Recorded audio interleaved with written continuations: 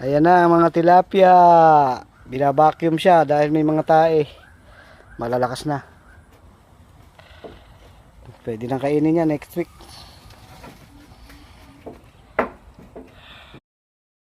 Update natin sa farm ang tilapia kung ano na nangyari.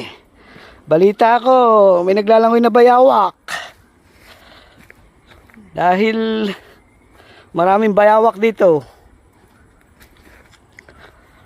Update natin kung ano na nangyari sa tilapia.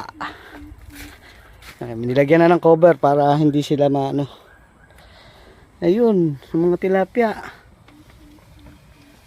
Ayun sila. Dami. Nasa isang sulok sila. Ayan, ayan. Gawin mo nga dito. Yan, medyo malalakas na sila. Pwede nang kainin yan sa next week. Next week pwede na. Pwede na. Tinatanggal ko yung mga tayo. Meron binabacuum. Tanggal yung mga tae.